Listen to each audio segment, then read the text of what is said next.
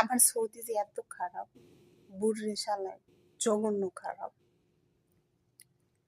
বুড়ি যখন বাসায় না থাকে, আমার কথাটা আবার মাইন্ডে নেবেন না, খবরদার, ঠিক আছে?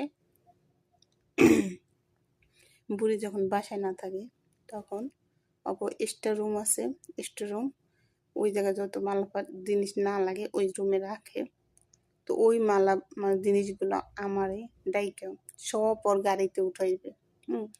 যেটা যেটা দরকার 10-12টা জিনিস এগুলি গাড়িতে উঠাইবে। গাড়িতে উঠাই আমি এবার তো এরাই দেখি যায় কিনা।